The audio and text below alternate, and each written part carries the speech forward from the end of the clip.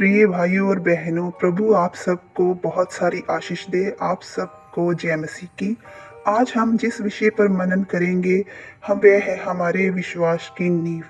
बहुत सारे लोग क्रूस को केवल दुख और मृत्यु का चिन्ह समझते हैं, लेकिन सच्चाई ये है कि क्रूस ही हमारी सबसे बड़ी आशीष का स्रोत है। इसके लिए हम 3 पद पढ़ेंगे।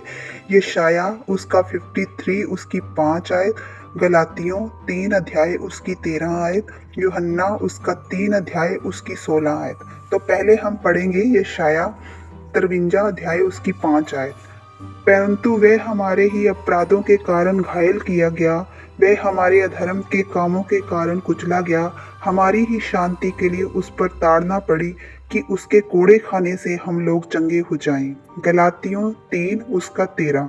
मसीह ने जो हमारे लिए श्रापित बना, हमें मोल लेकर व्यवस्था के श्राप से छुड़ाया, क्योंकि लिखा है, जो कोई काठ पर लटकाया जाता है वे श्रापित है। यूहन्ना 3 अध्याय उसकी 16 आयत। क्योंकि परमेश्वर ने जगत से ऐसा प्रेम रखा कि उसने अपना इकलौता पुत्र दे दिया, ताकि जो कोई उस पर विश्वास करे वे नष्ट ना हो, परंतु अनंत जीवन पाए। जब हम इन तीनों अध्यायों को पढ़ते हैं तो इनके अनुसार जो हमारा आज का थीम बनता है, वह है क्रूस का बलिदान हमारे लिए आशीष बना है। इसी थीम पर जब हम मनन करते हैं तो हमारे मन में सबसे बड़ा विचार आता है कि क्रूस क्या है। रोमी समय में ये सजा का सबसे भयानक तरीका था। अपराधियों को लटकाया जाता था, लेकिन यही क्रूस हमारे लिए उद्धार का चिन्ह बन गई। इसके संदर्भ में मैं आपको एक कहानी बताऊंगा। एक बार एक व्यक्ति ने अपने घर में पुरानी लकड़ी का टुकड़ा रखा था। लोगों ने पूछा, ये बेकार लकड़ी क्यों? उसने कहा, इसी लकड़ी ने मेरे बेटे की जान बचाई थी। जो चीज बेकार दिखती है वही जीवन का कारण बन गई। क्रूस जो श्राप का चिन्ह था, वे आज आशीष का चिन्ह है। जैसे हम यशाया 53 अध्याय उसकी 5 आयत में देखते हैं कि प्रभु यीशु मसीह हमारे अपराधों के कारण कुचला गया, मारा गया, घायल किया गया। हम में झूठ, घमंड, ईर्ष्या, गलत विचार पनप रहे होते हैं, लेकिन परमेश्वर उन विचारों को दूर करता है। एक छोटा बच्चा जैसे कीचड़ में गिर जाता है तो वो अपने आप उस कीचड़ से बाहर नहीं निकल सकता। वह खुद अपने आप को साफ नहीं कर सकता। माँ आकर उसको उठाकर साफ करती है। वैसे ही प्रभु यीशु मसीह है। हम पाप की गंदगी में डूबे हुए थे, लेकिन प्रभु यीशु मसीह ने अपना पवित्र खून बहाकर हमें उन पापों से मुक्त किया है।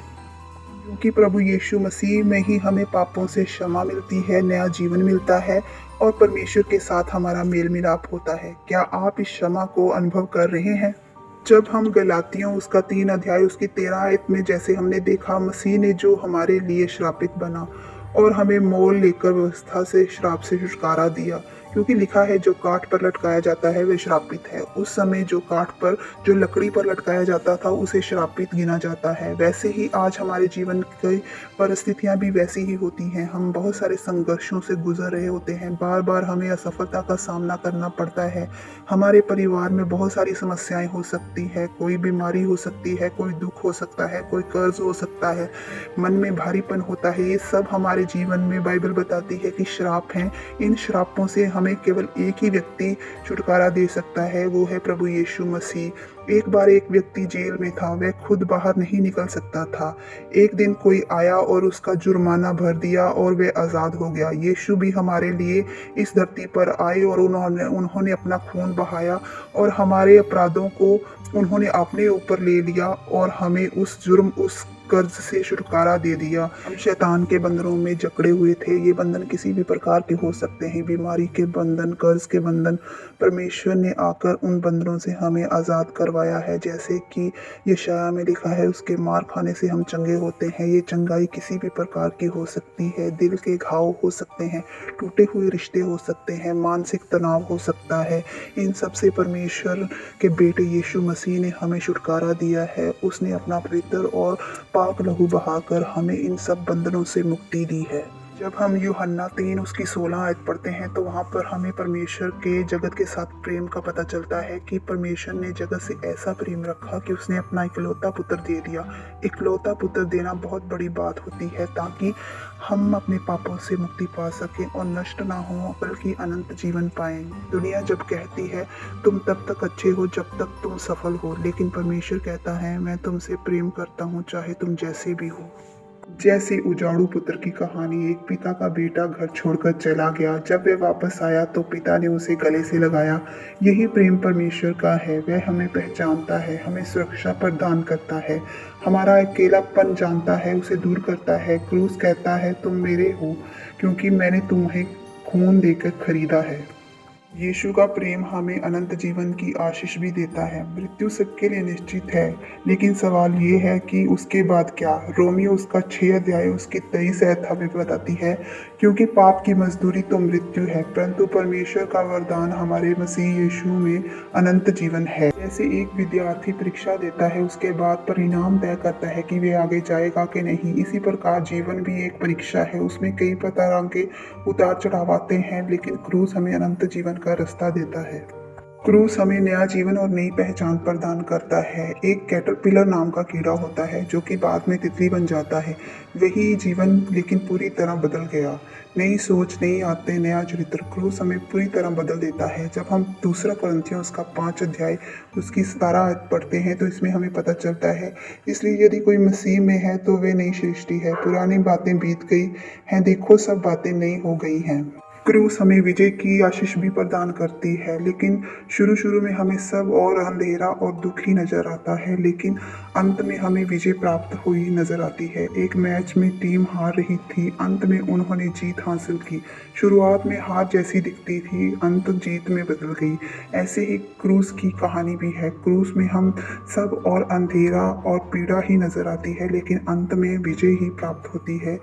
जैसे कि हम पढ़ते हैं कुलसियों उसका 2 अध्याय उसकी 15 आयत, इसमें इस प्रकार लिखा है, और उसने प्रधानताओं और अधिकारियों को ऊपर से उतार कर उनका खुल्लम खुल्ला तमाशा बनाया और क्रूस के द्वारा उस पर जय जयकार की ध्वनि सुनाई।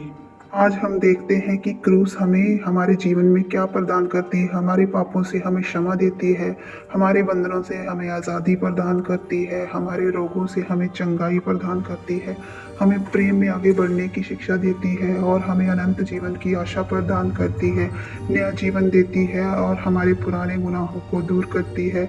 हमें एक विजय का पाठ पढ़ाती है कि हमें विजय प्राप्त करने के लिए हमेशा परमेश्वर के पुत्र यीशु मसीह पर विश्वास रखना होगा, उसके कदमों पर चलते रहना होगा, तभी हम अपने जीवन में विजय प्राप्त कर सकते हैं। इसीलिए क्रूस केवल लकड़ी नहीं, ये परमेश्वर की सबसे बड़ी आशीष है। आज प्रभु यीशु मसीह आपसे पूछ रहे हैं, क्या आप इस बलिदान को स्वीकार करोगे? अगर आपने अभी तक यीशु को अपने जीवन में नहीं लिया तो आज सही समय है। अगर आप पहले से विश्वासी हैं लेकिन दूर हो गए हैं तो वापस आ जाइए, क्योंकि परमेश्वर चाहते हैं कि आप वापस आ जाएं और परमेश्वर आपको हमेशा अपने पास अपने गले से लगा कर रखना चाहते हैं। अगर आप ये मानते हैं कि प्रभु यीशु मसीह ने क्रूस पर अपना बलिदान आपके लिए दिया तो मेरे साथ ये शब्द दोहराएं, हे प्रभु यीशु मसीह, हम धन्यवाद करते हैं आपके क्रूस के बलिदान के लिए। हम अपने पापों को स्वीकार करते हैं, हमें क्षमा करें, हमें नया जीवन दें और हमें अपनी आशीष में चलने की सामर्थ्य दें। आमीन। अगर आपको ये संदेश अच्छा लगा तो हमारे चैनल को सब्सक्राइब कर लीजिए और हमारे इस वीडियो को लाइक शेयर करना ना भूलें, ताकि जो भी जन इस संदेश को सुने उनका जीवन भी बदलने पाए।